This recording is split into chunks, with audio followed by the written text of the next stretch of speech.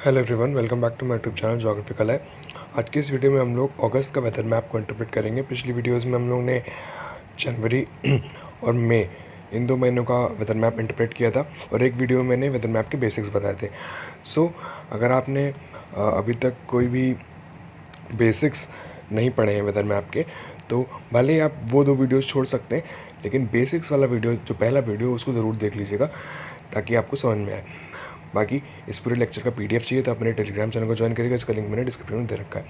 तो let's start with the main content of the video. क्या क्या चीज़ें हम लोग कवर करते हैं वेदर मैप को डिस्क्राइब करने के लिए? Preliminary information, atmospheric pressure, winds, sky condition, precipitation, sea conditions and departure of temperature from normal.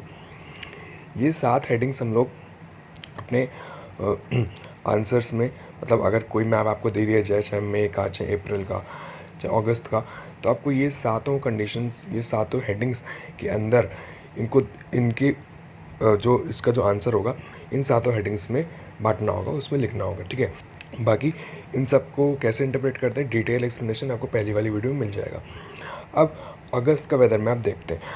अगस्त के वेदर मैप में हमारे पास, जैसे हम लोग को पता है इंडिया में वेदर मैप में, ये पुराने वाले वेदर मैप से कि एक ये बड़ा वाला वेदर मैप होता था जिसमें आइसोबार, रेनफॉल और बाकी चीज़ें दिखाई जाती थी, और इसी वेदर मैप के नीचे 2 ऑक्सिलरी वेदर मैप्स होते थे जिसमें departure of maximum temperature from normal और दूसरे departure of minimum temperature from normal, इसको हम लोग दिखाते थे, ठीक है।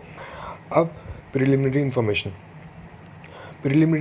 हम लोग देखते हैं कि कौन सी डेट, कौन से टाइम और मतलब कौन से हिंदू कैलेंडर के हिसाब से कौन सा डे था, ठीक।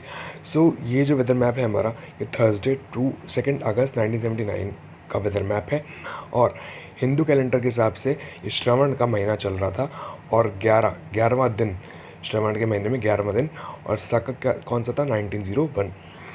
टाइम, किस टाइम का वेदर मैप है? 8:30 बजे सुबह का, ठीक है। और ग्रीनविच टाइम पे कितना होगा? 3 बजे सुबह, 8:30 बजे इंडियन टाइम।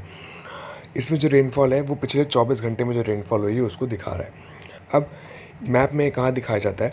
ये जो हमारा ऊपर वाला पोर्शन है, यहाँ पर ये पूरा चीज़ें दिया हुआ है, ठीक। ये इंडियन वेदर डेली रिपोर्ट, यहाँ पर कितने बजे से कितने बजे तक कौन सा जीएमटी टाइम है, क्या आईएसटी टाइम है, और डे थर्सडे और हिंदू कैलेंडर। Got it. अब एटमॉस्फेरिक प्रेशर यहाँ पर रेंज कर रहा है 994 मिलीबार टू 1008 मिलीबार, ठीक।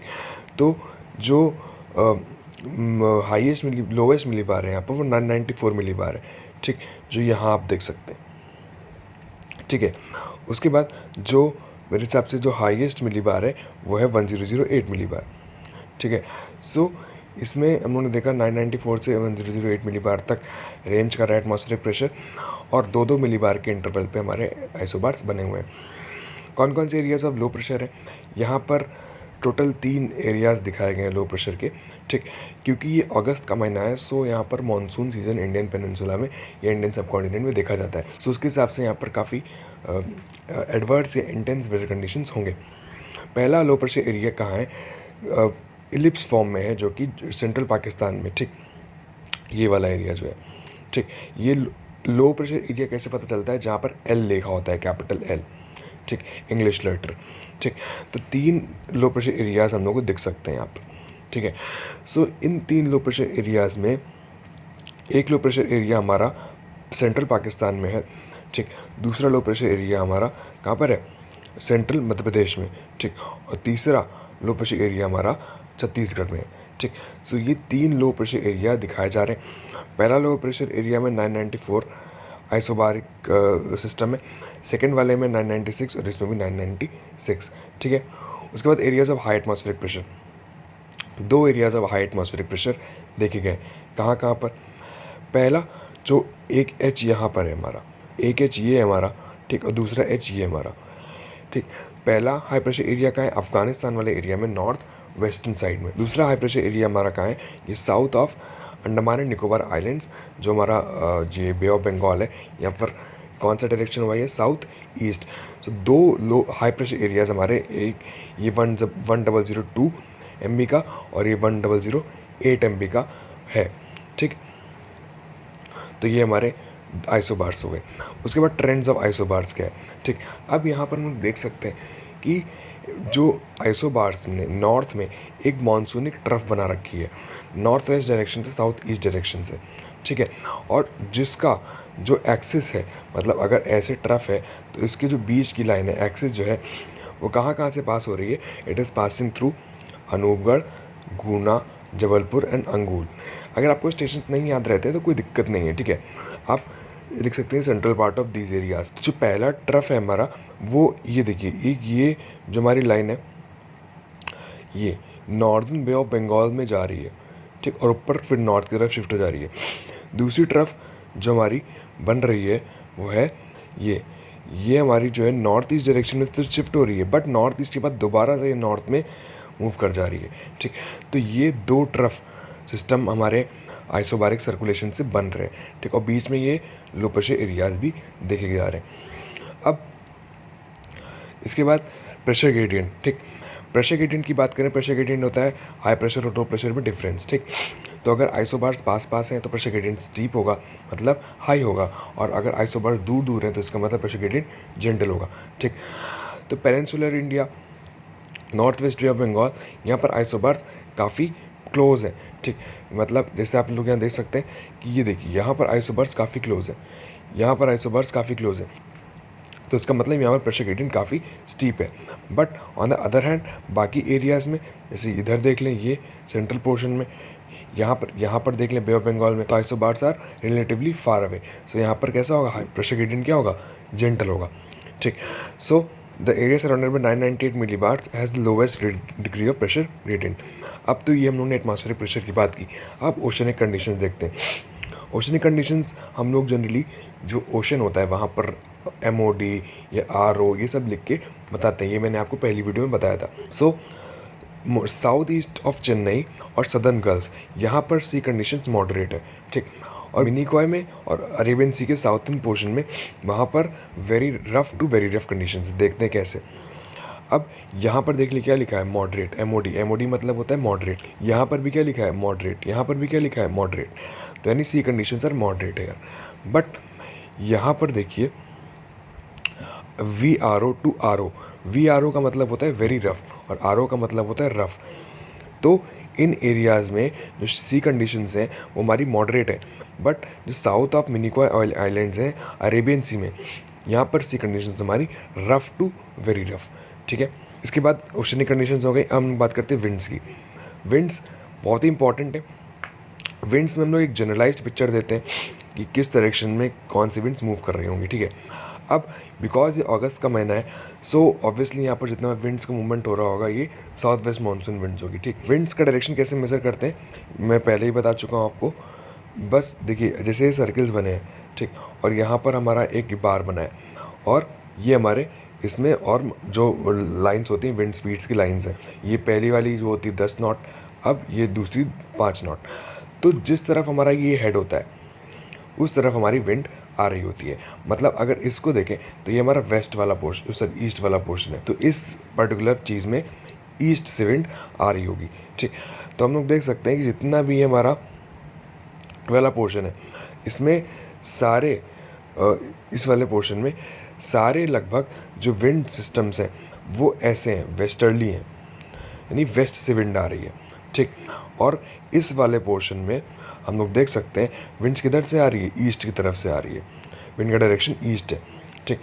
तो कुल मिलाकर के यहाँ पर क्या लिखा है कि westerly over western coast and western central peninsula, और जो east coast and bay of Bengal monsoon winds हैं, ठीक, आर डायरेक्टेड साउथ वेस्ट।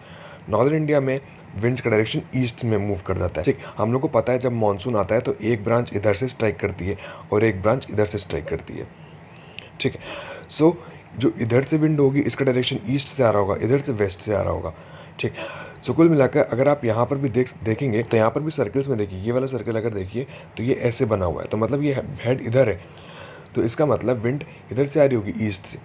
यहाँ पर देखेंगे तो विंड कैसे ऐसे है, तो हेड किस तरफ है, वेस्ट की तरफ, तो विंड किधर से आ रही होगी, वेस्ट की तरफ। तो एक जनरलाइज्ड पिक्चर हम लोगों को देना होता है कि इन एरियाज़ में किधर से विंड्स आ रही होंगी, ठीक।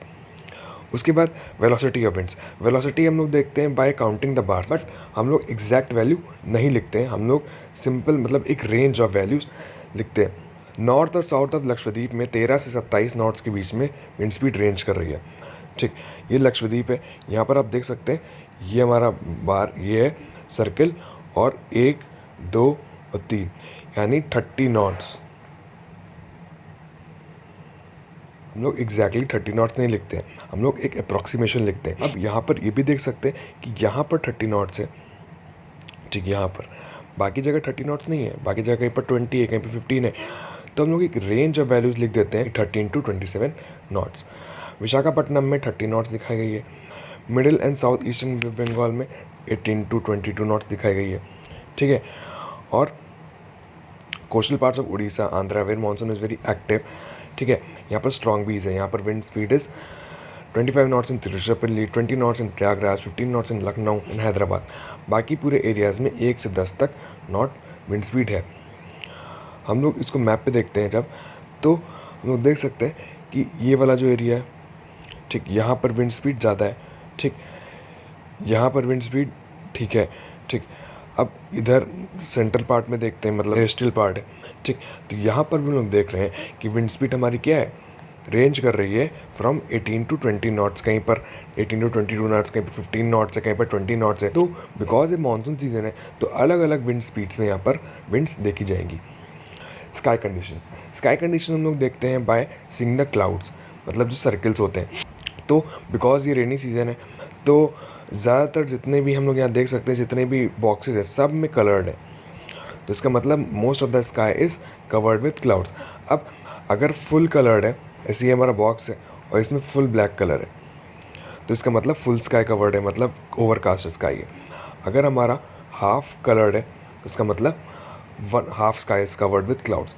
अगर 1/4 कलर्ड है तो 1/4, और अगर 1/4 खाली है और बाकी सब कलर्ड है तो यानी 3/4 sky is covered with clouds. तो हम लोग को ये ऑब्जर्व करना है कि कौन कौन से स्टेशंस पे कैसे कैसे ये सर्किल्स हैं, ठीक। अब जैसे यहाँ पर हम लोग देख रहे हैं कि ज़्यादातर स्टेशंस पे विद क्लाउड्स, क्लाउडी वेदर है, ठीक। मदुरई, तिरुचिरापल्ली, चेन्नई, नेल्लौर, आसनसोल, ढाका, इम्फाल, गुवाहाटी, पेंद्रा, भोपाल, इंदौर, जयपुर, बाड़मेर, बीकानेर, चंडीगढ़, बहराइच, गोरखपुर, इन सब एरियाज़ में स्काई कितनी है, 7/8 स्काई कवर्ड है। चिटागोंग, जमशेदपुर, गया, लखनऊ, कराची में 3/4 स्काई कवर्ड है, ठीक। डाल्टनगंज, झलावर, उदयपुर, बरेली, इन सब में यही ऐसे 4 सेंटर्स हैं जहाँ पर बिल्कुल भी क्लाउड्स नहीं है। जैसे हम लोग देख सकते हैं ये बरेली वाला सेंटर है, ठीक, एक ये सेंटर है, ठीक है। सो ये ऐसे सेंटर्स हैं, एक ये सेंटर है और एक ये सेंटर है। तो ये 4 ऐसे सेंटर्स हैं जहाँ पर बिल्कुल भी क्लाउड कवर नहीं है। बाकी जितने भी हम लोग एरियाज़ देखेंगे, यहाँ पर देखिए पूरा स्काई ओवरकास्ट है, यहाँ पर भी ऑलमोस्ट पूरी स्काई ओवरकास्ट है। सो कुल मिलाकर के कितना कलर्ड है उस हिस्से से हम लोग देखते हैं क्लाउड कवर। अब नेचर ऑफ क्लाउड्स, यहाँ पर लो एल्टीट्यूड क्लाउड दिखाए गए हैं। दूसरी बात, अदर एटमॉस्फेरिक फिनोमेना, थंडरस्टॉर्म इन तेजपुर। तेजपुर कहाँ पर है, असम में। यहाँ पर आप देख सकते हैं एक ऐसा साइन बना हुआ है, ठीक, इसके साउथ वेस्ट डायरेक्शन में। तो ये साइन होता है थंडरस्टॉर्म का। सो ये आपको उस जो आपको मैंने टेबल बताई थी पहली वीडियो में, उसमें आपको कन्वेंशनल सिंबल्स देखने हैं, कौन सा सिंबल क्या रिप्रेजेंट कर रहा है, उस हिसाब से इसको आप इंटरप्रेट कर पाएंगे। जैसे sandstorm in Quetta and Peshawar, shower in square and south of Minicoy and drizzle in Dehradun and Mumbai, ठीक। ड्रिजल का सिंबल ऐसा होता है, एपोस्ट्रोफी, ठीक। तो मुंबई में आप देख सकते हैं यहाँ पर एपोस्ट्रोफी सिंबल बना है, यहाँ पर ड्रिजल हुई होगी। तो आपको सिंबल्स ध्यान में रखने, कौन सा सिंबल क्या रिप्रेजेंट कर रहा है, उस हिसाब से एटमॉस्फेरिक फिनोमेना बता सकते हैं। अब प्रेसिपिटेशन काफ़ी ज़्यादा हुआ है, ठीक। प्रेसिपिटेशन कैसे हम लोग मेज़र करते हैं कि अगर प्रेसिपिटेशन 2 सेंटीमीटर से ऊपर है पिछले 24 घंटे में, तो वहाँ पर हम लोग उसके साउथ ईस्ट डायरेक्शन में हम लोग उस पर्टिकुलर एरिया में कितना 24 घंटे में बारिश हुआ है उसको लिख देते हैं। मान लीजिए दिल्ली में एक 24 घंटे में 6 सेंटीमीटर बारिश हुई है, तो साउथ ईस्ट डायरेक्शन में हम लोग 6 सेंटीमीटर लिख देंगे। अब जैसे आप यहाँ देख सकते हैं कि कुछ एरियाज़ में से यहाँ पर 10 लिखा है, यहाँ पर 2 लिखा है, यहाँ पर 8 लिखा है, यहाँ पर 3 लिखा है, यहाँ पर 11 लिखा है। तो मतलब यहाँ पर इन एरियाज़ में इतने सेंटीमीटर रेनफॉल हुई होगी। इस मैप में आपको भले ही ना, लेकिन आप जूम करेंगे तो आपको क्लियरली दिख जाएगा, ठीक है। बट जहाँ पर 2 सेंटीमीटर से कम रेनफॉल होती है, ठीक, मतलब 2 सेंटीमीटर के ऊपर रेनफॉल है तो वो जितनी है उतनी उसका नंबर लिख देते हैं।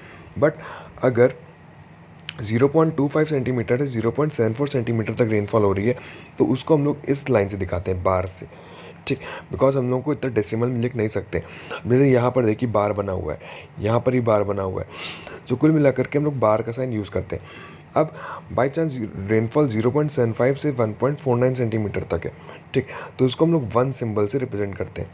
ठीक, जैसे यहाँ पर देखिए 1 सिंबल बना हुआ है, ठीक है, यहाँ पर ही 1 सिंबल बना हुआ है, ठीक, यहाँ पर 1 सिंबल बना हुआ है। तो 1 सिंबल क्या रिप्रेजेंट कर रहा है कि पिछले 24 घंटे में यहाँ पर कितनी रेनफॉल हुई है, 0.75 सेंटीमीटर से 1.49 सेंटीमीटर तक। और अगर 0.25 सेंटीमीटर से कम रेनफॉल है तो उसको हम लोग अपने वेदर मैप में नहीं दिखाते। ठीक, तो कुल मिलाकर के हम लोग देख सकते हैं, जब आप लोग मैप को जूम करेंगे तो देखेंगे महाबलेश्वर में 22 सेंटीमीटर रेनफॉल हुई है, मरकरा में 19, अमरावती में 15 सेंटीमीटर हुई है, सूरत में 11 सेंटीमीटर हुई है, हैदराबाद में 4 सेंटीमीटर 24 घंटे में। बहुत सारी रेनफॉल हुई है, तो सारे स्टेशन लिखने की ज़रूरत नहीं है, बट जो जो स्टेशन आप ऑब्जर्व कर सकते हैं, जिनका आप लोग नंबर प्रॉपरली देख सकते हैं, उनके नाम ज़रूर लिखिए। ठीक, सो किन किन एरियाज़ में हैवी रेनफॉल हो रही है, Konkan, Goa, Lakshadweep, Andaman Nicobar, Assam, Meghalaya, Bihar planes, east Madhya Pradesh, Maharashtra, coastal Andhra Pradesh, south Karnataka, ठीक है, इन सब एरियाज़ में हैवी रेनफॉल हो रही है, वाइड रेनफॉल हो रही है। But Arunachal Pradesh, Nagaland, Manipur, Tripura, west Bengal, Sikkim, western Uttar Pradesh, Haryana, Himachal Pradesh, eastern Rajasthan, western MP, यहाँ पर स्कैटर्ड रेनफॉल देखी जा रही है। Last is departure of maximum temperature from normal. ठीक, यहाँ पर क्या होता है बेसिकली कि नॉर्मल टेम्परेचर से कितना टेम्परेचर डिपार्ट हुआ है, मैक्सिमम और कितना मिनिमम। ठीक, मान लीजिए अगर एक दिन में, एक पर्टिकुलर 24 घंटे में नॉर्मल टेम्परेचर दिन का होना चाहिए 24, बट वहाँ पर है 26, तो +2 डिपार्ट हुआ है, या होना चाहिए 24 है 22, तो -2। सिमिलरली रात का होगा तो मिनिमम टेम्परेचर में देखेंगे। सो अगर मान लीजिए टेम्परेचर है वहाँ का होना चाहिए 8 डिग्री, बट है कितना 10, तो वो +2, और अगर है 8 तो अगर होना चाहिए 8 बट है वो 6, तो -2।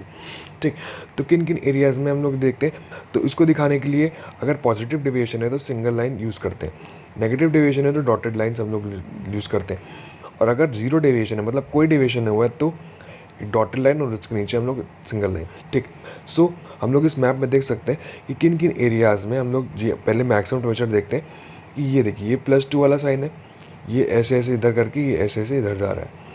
तो किन किन जोन्स में, किन किन रीजन्स में +2 है, किन किन जोन में +4 है, किन किन जोन में +6 है, इन सब को आपको लिखना पड़ेगा। जैसे मैंने लिखा है, areas of positive deviation, south west Rajasthan 6 degree ऊपर नॉर्मल है, आपको विद वैल्यू कितना डेविएशन हो रहा है। North east Rajasthan and most of Madhya Pradesh 4 degree Celsius से ऊपर है। Central and eastern Uttar Pradesh, central Bihar, west Bengal, north west Orissa, Maharashtra, south east Tamil Nadu, eastern Gujarat, यहाँ पर 2 डिग्री सेल्सियस से नॉर्मल ऊपर है नॉर्मल से। ठीक, सो कितना डेविएशन हो रहा है, +2, +4 एंड +6। नेगेटिव डेविएशन में in some parts of Kerala and Andhra Pradesh maximum temperature है शोन नेगेटिव डेविएशन। जैसे आप देख सकते हैं कि इस मैप में हर जगह पॉजिटिव डेविएशन ही है, बट कुछ कुछ एरियाज़ में सिर्फ नेगेटिव डेविएशन देखा गया है। जैसे यहाँ पर आंध्र प्रदेश के कोस्टल एरियाज़ में और केरला के कुछ एरियाज़ में यहाँ पर नेगेटिव डेविएशन देखा गया, तो आप लोग उनको वो लिखना पड़ेगा। और बाकी हर जगह जीरो डेविएशन है, तो आपको लिख सकते हैं rest all the places have zero deviation और they have the normal temperature. Minimum temperature में देख लें तो पॉजिटिव डेविएशन वाले एरियाज़ कहाँ हैं, जो जो एरियाज़ जैसे ये पॉजिटिव वाला है, ये पॉजिटिव वाला है, इधर ये सब पॉजिटिव वाले हैं, तो इन एरियाज़ को आपको लिखना पड़ेगा। और जहाँ जहाँ नेगेटिव है, जैसे ये नेगेटिव वाला डेविएशन है, ठीक, बस एक ही है यहाँ पर नेगेटिव, तो उनको आपको लिखना पड़ेगा। जैसे मैंने यहाँ पर लिखा है Jammu Kashmir, south western east Rajasthan, east Uttar Pradesh, west Bihar, इन सब एरियाज़ में +2 से ज़्यादा है, +2 डेविएशन है। और नेगेटिव डेविएशन में कहाँ है, मोस्ट ऑफ द गुजरात, या सिर्फ गुजरात में नेगेटिव डेविएशन हो रहा है, वो भी सिर्फ -2, बाकी एरियाज़ में नॉर्मल है। आपको ये लाइन लिखनी पड़ेगी। सो ये तो बात की हम लोग ने ये सारे टेम्परेचर्स की, हम लोग ने ये अगस्त का वेदर मैप भी डिस्कस कर लिया है। ठीक, इसके बाद एक वेदर मैप हमारा और बचता है नवंबर का। ठीक, नवंबर का वेदर मैप हमारा बचता है। इसके बाद हम लोग नवंबर का वेदर मैप डिस्कस करके एक मॉडर्न मैप डिस्कस करेंगे, फिर हम लोग ये सीरीज़ क्लोज कर देंगे। ठीक, सो कुल मिलाकर के यहाँ पर ये ख़त्म होता है। कोई भी प्रॉब्लम, कोई भी क्वेरी हो तो आप कमेंट सेक्शन में मेंशन करिएगा। इंस्टाग्राम पेज और टेलीग्राम पेज को जरूर ज्वाइन करिए, बहुत अच्छा कंटेंट है आपके लिए वहाँ पर। बाकी वीडियो पसंद आया तो लाइक करिए, शेयर करिए, चैनल को सब्सक्राइब करना मत भूलिएगा। Thank you for watching and जय हिंद।